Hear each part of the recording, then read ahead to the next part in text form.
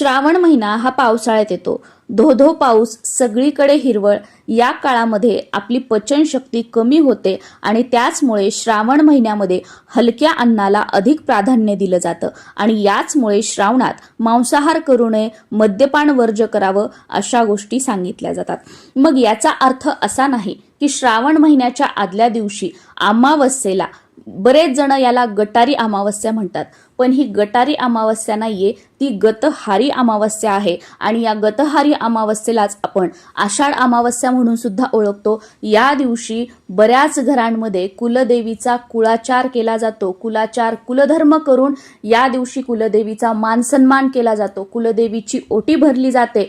वर्षभर कुलदेवीची आपल्यावर कृपा राहावी यासाठी कुलदेवीच्या सेवा केल्या जातात आणि मग या अशा एवढ्या पवित्र अमावस्येला गटारी असं नाव देऊन त्या दिवशी मांसाहार करणे हे पूर्णपणे चुकीचं आहे आणि याच गतहारी अमावस्येला दीप अमावस्या म्हणून सुद्धा ओळखलं जातं आणि या दिवशी आपल्या घरामध्ये जे काही दीप आहेत, म्हणजे जे काही दिवे आहेत, अगदी ठेवणीतले सुद्धा असतील, ते सगळे काढले जातात, ते धुतले जातात, त्यांचं पूजन केलं जातं आणि अशा गतहारी अमावस्येला गटारी अमावस्येचं नाव देऊन या दिवशी मांसाहार करणे हे पूर्णपणे चुकीचं आहे. गतहारी हा शब्द गत म्हणजे गेलेला आणि आहार या शब्दाचं मिश्रण आहे, ज्याचा अर्थ त्यागलेला आहार आणि कालांतराने या गतहारीचा शब्द बदलत बदलत याचा अपभ्रंश करत करत याला गटारी अमावस्या म्हटलं जाऊ लागलं आणि श्रावण महिन्यामध्ये मग आपल्याला मांसाहार सोडावा लागणार आहे. त्यामुळे गटारी अमावस्येच्या दिवशी नॉनव्हेज खायचं, दारू वगैरे या गोष्टी करायच्या, पार्टी करायच्या, हा जो ट्रेंड आहे किंवा या ज्या गोष्टी आहेत त्या वाढत चाललेल्या आहेत. पण जेव्हा आपल्याला हे माहीत नसतं महत्त्व तेव्हा ठीक आहे, पण जेव्हा आपल्याला या गोष्टी समजायला लागतात, कळतात, तर तेव्हा मात्र जाणून बुजून कोणत्याही चुका करू नये आणि या दिवशी नॉनव्हेज वगैरे न खाता आपल्या घरामध्ये आपल्या कुटुंबाच्या संरक्षणासाठी, आपल्या कुटुंबाच्या प्रगतीसाठी प्रत्येक महिलेने आपल्या कुलदेवीचा मानसन्मान करावा, कुलदेवीची सेवा करावी, कुलदेवीची ओटी भरावी, पूर्णावरणाचा स्वयंपाक करून कुलदेवीला नैवेद्य दाखवावा. या गोष्टी केल्या तर नक्कीच तुमचं व तुमच्या कुटुंबाचं कल्याण होईल. नमस्कार सर्वांना, मी प्रांजली. या दिवशी आपल्या घरातील सगळे दिवे काढायचे आहेत, ते स्वच्छ करायचे आहेत.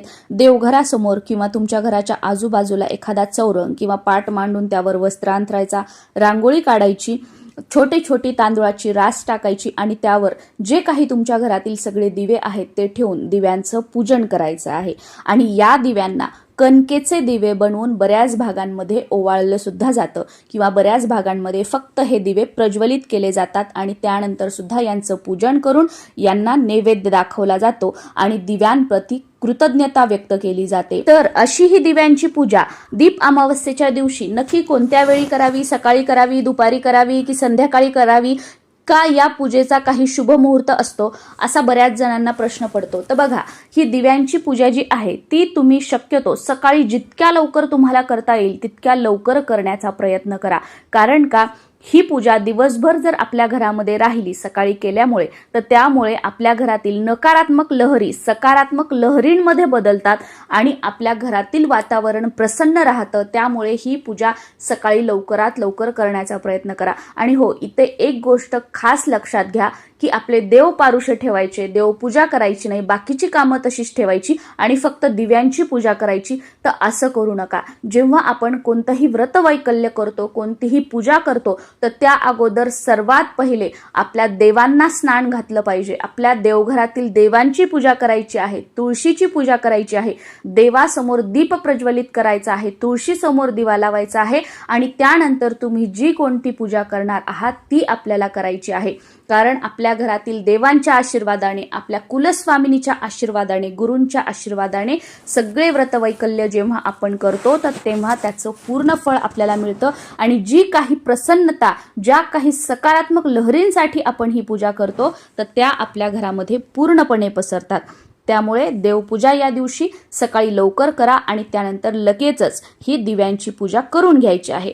आता ज्या महिला जॉब करतात, ज्यांना सकाळी शक्य नाहीये, तर तुम्ही सकाळी या दिवशी लवकर उठा, देवपूजा करा, तुमच्या ऑफिसला कामाला तुम्ही जा. जेव्हा तुम्ही घरी याल तर त्यानंतर सायंकाळी दिवे लागणीची जी वेळ असते, ज्याला प्रदोष काळ म्हटलं जातं, सूर्य मावळल्याच्या नंतर 45 मिनिटं अगोदर, 45 मिनिटं नंतर किंवा सूर्य मावळल्याच्या 1.5 तास अगोदर आणि 1.5 तास नंतर हा जो कालावधी असतो याला प्रदोष काळ म्हटलं जातं. तर या वेळेमध्ये तुम्ही सकाळी जर शक्य नाही झालं तर ही दिव्यांची पूजा जी आहे ती तुम्ही करू शकता. आता दिव्यांची पूजा कशी करावी अगदी साध्या सोप्या पद्धतीने हा व्हिडिओ मी आपल्या चॅनलवर अपलोड केलेला आहे. त्या व्हिडिओची लिंक खाली डिस्क्रिप्शन बॉक्समध्ये मी तुम्हाला देत आहे.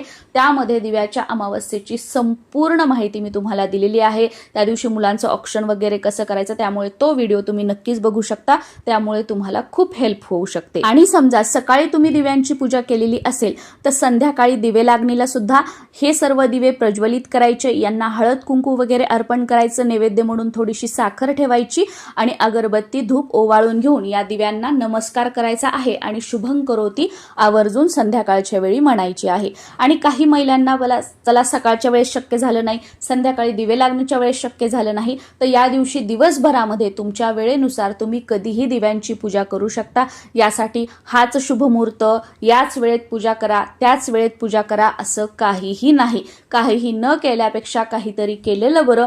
म्हणून या दिवशी दिवसभरामध्ये जेव्हा तुम्हाला वेळ मिळेल त्या वेळेला दिव्यांचं पूजन करण्याचा नक्की प्रयत्न करा आणि दिव्यांप्रती कृतज्ञता व्यक्त करा.